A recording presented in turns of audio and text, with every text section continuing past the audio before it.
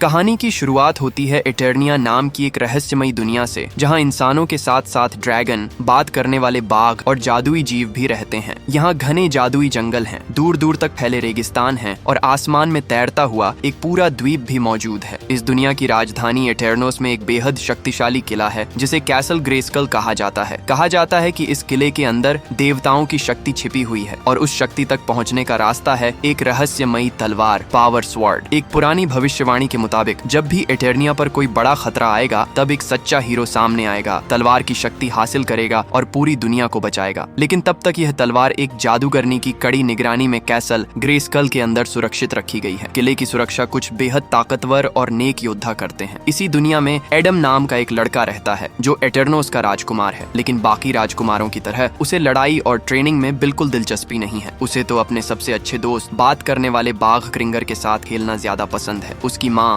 रानी मरीना बार बार उसे समझाती हैं कि एक राजकुमार होने के नाते उसे खुद को मजबूत बनाना होगा। आखिरकार एडम को ट्रेनिंग के लिए भेज दिया जाता है, जहां डंकन नए योद्धाओं को लड़ना सिखा रहा होता है। वहां एडम के साथ डंकन की गोद ली हुई बेटी टीला भी ट्रेनिंग कर रही होती है। डंकन दोनों को एक एक डंडा देता है और अपने साथी के साथ लड़ने के लिए कहता है। एडम के सामने बाकी लड़के आकर उसे धक्का देने लगते हैं, लेकिन तभी टीला उसकी पार्टनर बन जाती है। टीला काफी तेज और शानदार फाइटर है, इसलिए एडम उसके सामने टिक भी नहीं पाता। तभी राजा रैंडर वहां पहुंचते हैं और अपने बेटे की ट्रेनिंग देखने लगते हैं, लेकिन एडम को मस्ती करते देखकर राजा काफी नाराज हो जाते हैं। वह एक तलवार उठाते हैं और सीधे एडम की तरफ फेंक देते हैं, फिर उसे अपने सामने लड़ने के लिए कहते हैं। एडम अभी कुछ समझ भी नहीं पाता कि राजा उसे आसानी से जमीन पर पटक देते हैं। इसके बाद राजा उसे समझाते हैं कि यह दुनिया कमजोर लोगों के लिए नहीं है। इतना कहकर वह वहां से चले जाते हैं। एडम मायूस होकर वहीं बैठा रहता है। तभी डंकन उसके पास आता है और उसे समझाता है कि गिरना कोई बड़ी बात नहीं है। असली बात यह है कि गिरने के बाद इंसान कितनी मजबूती से दोबारा खड़ा होता है। वह एडम से कहता है कि जब राजा दोबारा पीछे मुड़कर देखेंगे तो उन्हें एक मजबूत लड़का दिखाई देना चाहिए, लेकिन डंकन यह भी जानता है कि राजा शायद ही कभी पीछे मुड़कर देखते हैं। डंकन सबको दोबारा ट्रेनिंग शुरू करने के लिए कह देता है, जबकि एडम अकेला और उदास खड़ा रहता है। तभी टीला उसके पास आती है और उसे हिम्मत देती है। वह साफ कहती है कि उसे नहीं लगता कि एडम कमजोर है। दोनों साथ साथ वहां से जाने लगते हैं, लेकिन उन्हें जरा भी अंदाजा नहीं होता कि कोई दूर से उन पर नजर रख रहा है। एक रहस्यमयी चुड़ैल उनकी हर हरकत देख रही होती है और तभी अचानक हालात बदल जाते हैं। एटर्निया पर दुश्मनों का हमला शुरू हो जाता है। आसमान दुश्मन के जहाजों से भर जाता है और देखते ही देखते स्केलेटर की पूरी सेना एटर्नोस पर हमला बोल देती है। शहर के सैनिक भी बिना देर किए मोर्चा संभाल लेते हैं। राम मैन और फिस्टो के साथ मैकेनो भी दुश्मनों से भिड़ जाता है। दूसरी तरफ एडम और टीला भागकर अपने माता पिता तक पहुंचते हैं। डंकन राजा रैंडर को भरोसा दिलाता है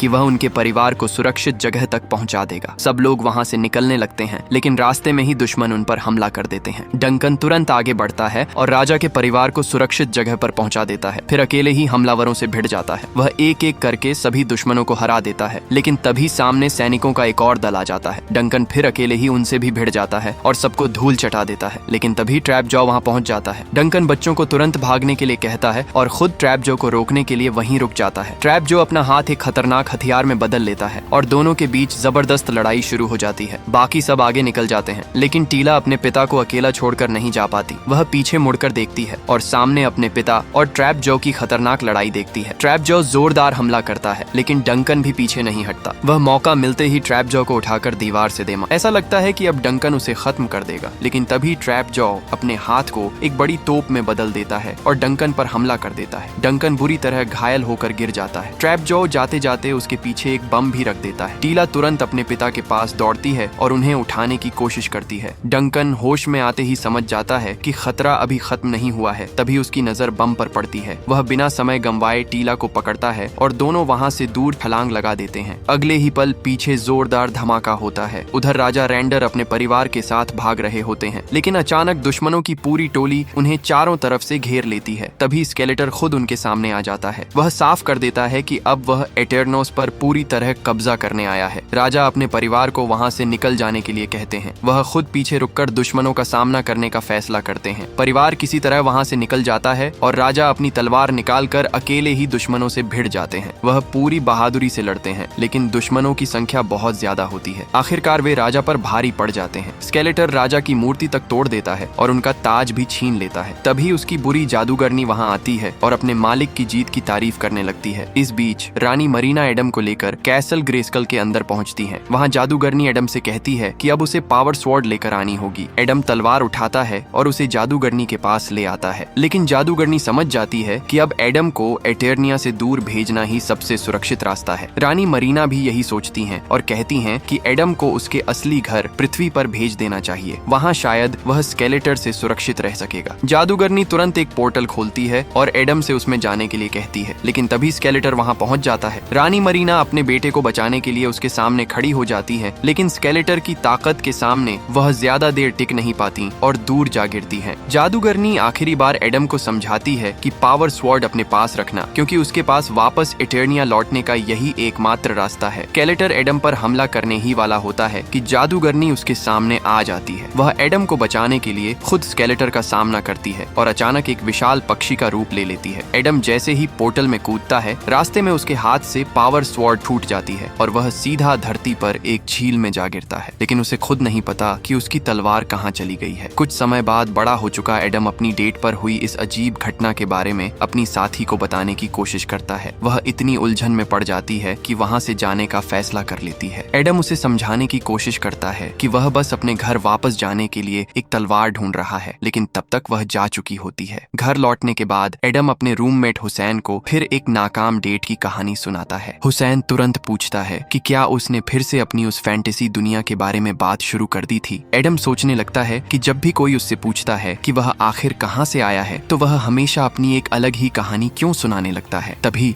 उसे अपने थेरेपिस्ट की कही बात याद आती है। थेरेपिस्ट ने समझाया था कि शायद उसके माता पिता अब इस दुनिया में नहीं है और एडम उस दर्दनाक सच्चाई से बचने के लिए अपनी एक फैंटेसी दुनिया बना चुका है। अपनी बात किसी को ठीक से समझा न पाने के बाद एडम अपने कमरे में चला जाता है। वहाँ चारों तरफ उसकी बनाई हुई ड्राइंग्स और स्केच पड़े होते हैं। उसकी पूरी दुनिया इन तस्वीरों में बसी हुई है, लेकिन लोग इन्हीं चीजों को देखकर उसका मजाक उड़ाते हैं, जिससे एडम को और भी बुरा लगता है। फिर भी उसके मन में एक बात साफ है, उसकी तलवार सच में मौजूद है और उसे ढूंढना ही होगा। अगली सुबह एडम अपनी नौकरी पर पहुंचता है, जहां वह ह्यूमन रिसोर्स डिपार्टमेंट में काम करता है, लेकिन ऑफिस में बैठे रहने के बावजूद उसका पूरा ध्यान पावर स्वॉर्ड को खोजने पर लगा हुआ है। बाद में जिम में उसकी मुलाकात एक बेहद मस्कुलर आदमी से होती है, जो पिछली फिल्म में ही मैन का किरदार निभा चुका है। एडम उससे पूछता है कि अगर वह अपनी जिंदगी में कुछ हासिल करना चाहता है तो उसे क्या करना चाहिए। वह आदमी उसे सीधी सी सलाह देता है, अगर सच में कुछ पाना है तो हार मत मानो और दोबारा कोशिश करते रहो। वह एडम को गुड लक कहकर वहाँ से चला जाता है। एडम भी उसकी बात दिल पर ले लेता है। वह अपनी तलवार के बारे में एक विज्ञापन लगा देता है, लेकिन तभी उसकी बॉस उसे काम के समय तलवार ढूंढते हुए पकड़ लेती है। वह एडम को अपने ऑफिस में बुलाती है और कंपनी में उसके भविष्य को लेकर बात करती है। वह साफ चेतावनी देती है कि अगर उसने ऑफिस के समय अपनी तलवार ढूंढना बंद नहीं किया तो उसकी नौकरी जा सकती है। इसी दौरान एडम के फोन पर एक नोटिफिकेशन आता है, किसी को उसकी तलवार मिल चुकी होती है। बॉस बोलती रहती है, लेकिन एडम का पूरा ध्यान फोन पर चला जाता है। वह चुपके से नोटिफिकेशन देखता है और उसके होश उड़ जाते हैं। किसी ने वही तलवार $300 में बेचने के लिए डाल रखी है। एडम एक सेकंड भी बर्बाद नहीं करता और ऑफिस से भाग निकलता है। वह सीधा एक कॉमिक स्टोर पहुंचता है और वहां मौजूद लोगों से तलवार के बारे में पूछने लगता है। आखिरकार असली सेलर उसके पास आता है और उसे स्टोर के अंदर रखी उस तलवार तक ले जाता है। तलवार एक मूर्ति पर शोपीस की तरह रखी होती है। सेलर उसे वहां छोड़ते हुए कहता है कि अब आगे का काम उसे खुद करना होगा। एडम तलवार निकालने की कोशिश करता है, लेकिन स्टोर का एक कर्मचारी उसे रोकने लगता है। वह कहता है कि यह तलवार बिक्री के लिए नहीं है। एडम उसे भरोसा दिलाता है कि वह तलवार उसी की है और उसे किसी भी हालत में इसे अपने साथ ले जाना है। जैसे ही वह तलवार निकालने की कोशिश करता है, आसपास मौजूद लोग अपना फोन निकालकर उसकी वीडियो बनाने लगते हैं, लेकिन एडम किसी की परवाह नहीं करता। आखिरकार वह पूरी ताकत लगाता है और तलवार को बाहर खींच लेता है। तलवार हाथ में आते ही एडम का आत्मविश्वास अचानक बदल जाता है। एडम सबके सामने ऐलान करता है कि अब वह बिजली की रफ्तार से गायब होने वाला है। वह तलवार को ऊपर उठाता है और पूरी ताकत से चिल्लाता है, ग्रे स्कल की शक्ति से मेरे पास शक्ति है, लेकिन कुछ भी नहीं होता, न कोई जादू न कोई ताकत। वहाँ खड़े लोग उसे अजीब नजरों से देखने लगते हैं, इसलिए एडम शर्मिंदा होकर तलवार लेकर वहाँ से भाग जाता है। वह अपने कमरे में पहुँचता है, तलवार को अपने पास रखता है और थक कर सो जाता है। लेकिन कुछ ही देर बाद पुलिस उसके घर पहुँच जाती है। उसे तलवार चोरी करने के आरोप में गिरफ्तार कर लिया जाता है। पुलिस उसे गाड़ी में बैठा कर ले जा रही होती है और रास्ते में अधिकारी तलवार को ध्यान से देखने लगते हैं। तभी अचानक ट्रैफिक पूरी तरह रुक जाता है। अधिकारी गाड़ी से बाहर निकलकर देखने जाते हैं कि आखिर सड़क पर हुआ क्या है। तभी सामने से लोग डर कर भागते हुए दिखाई देते हैं और अगले ही पल पता चलता है कि इसकी वजह कोई मामूली हादसा नहीं बल्कि एक खतरनाक राक्षस है। ये बीस्ट मैन है जो सड़क पर जमकर तबाही मचा रहा होता है। वह सीधे पुलिस की गाड़ी पर छलांग लगा देता है। जैसे ही उसकी नजर अंदर बैठे एडम पर पड़ती है, वह गाड़ी का दरवाजा तोड़ने लगता है। एडम समझ जाता है कि अगर वह यहीं बैठा रहा तो बचना मुश्किल है। वह तलवार उठाता है, खिड़की तोड़ता है और किसी तरह बाहर निकलकर भाग जाता है। बीस्टमैन भी उसे भागते हुए देख लेता है और उसके पीछे दौड़ पड़ता है। एडम पूरी ताकत से भागता है और जब उसे लगता है कि शायद अब वह बच गया है, तभी बीस्टमैन पीछे से जोरदार हमला करता है। एडम दूर जाकर गिरता है और बीस्टमैन उसे खत्म करने के लिए आगे बढ़ता है, लेकिन तभी एक जबरदस्त योद्धा अचानक वहां पहुंचती है। वह बीस्टमैन पर हमला करके उसे पुल से नीचे फेंक देती है। एडम उसकी तरफ देखता है और उसे पहचानने की कोशिश करता है। कुछ ही पल में उसे एहसास होता है कि यह कोई और नहीं बल्कि टीला है, वही टीला जो कभी उसके साथ ट्रेनिंग किया करती थी, लेकिन अब पूरी तरह बड़ी हो चुकी है। बीस्टमैन इतनी आसानी से हार मानने वाला नहीं होता। वह फिर टीला पर हमला कर देता है। टीला भी पूरी ताकत से उसका मुकाबला करती है। इसी दौरान वह एडम से तलवार लेती है और दोनों वहां से भागने लगते हैं। वे एक कार के पीछे छिप जाते हैं। टीला एडम को बताती है कि वह काफी समय से इसी तलवार को ढूंढ रही थी। जैसे ही एडम ने इसे पकड़ा था, तलवार ने एक खास सिग्नल भेज दिया था, इसलिए टीला उसे ढूंढते हुए धरती तक पहुंची थी। फिर टीला एडम से पूछती है कि उसे यहाँ पहुंचने में इतना समय क्यों लगा। एडम थोड़ा झेंपते हुए कहता है कि उसने तलवार कहीं रख दी थी, लेकिन इससे पहले कि वे और बात कर पाते, बीस्टमैन उन्हें देख लेता है और पूरी रफ्तार से उनकी तरफ दौड़ पड़ता है। टीला तुरंत एडम का हाथ पकड़ती है और पुल की तरफ भागती है। फिर बिना डरे पुल से नीचे छलांग लगा देती है और एडम से भी उसके पीछे कूदने को कहती है। एडम भी हिम्मत करके कूद जाता है, लेकिन नीचे गिरते ही वह सीधे सड़क पर आती हुई गाड़ियों के बीच जा पहुंचता है। तभी टीला उसे तेजी से खींचकर बचा लेती है, लेकिन मुसीबत अभी खत्म नहीं हुई। बीस्टमैन फिर उनका रास्ता रोक लेता है। तभी अचानक एक तेज रफ्तार ट्रक आता है और बीस्टमैन से टकरा जाता है। दोनों को भागने का मौका मिल जाता है और वे किसी तरह एक पार्क तक पहुंचते हैं। वहां टीला का स्पेसशिप उनका इंतजार कर रहा होता है। दोनों जल्दी से जहाज के अंदर चढ़ते हैं और उड़ान भरने की तैयारी करते हैं। एडम की नजर वहां मौजूद एक फिल्म क्रू पर पड़ती है जो उनकी पूरी हरकत कैमरे में रिकॉर्ड कर रहा होता है। एडम उन्हें देखकर कहता है कि उसने पहले ही चेतावनी दी थी कि ऐसे लोगों से दूर रहना चाहिए। तभी उन्हें पता चलता है कि बीस्टमैन अभी भी उनके पीछे है। टीला बिना समय गंवाए जहाज को पोर्टल की तरफ ले जाती है। जैसे ही बीस्टमैन उन तक पहुंचने वाला होता है, जहाज पोर्टल के अंदर चला जाता है और दोनों धरती से निकलकर वापस इटर्निया की ओर रवाना हो जाते हैं। एडम टीला को देखकर कहता है कि वह अब पहले से कितनी ज्यादा समझदार और मजबूत हो गई है। टीला थोड़ी उदास होकर जवाब देती है कि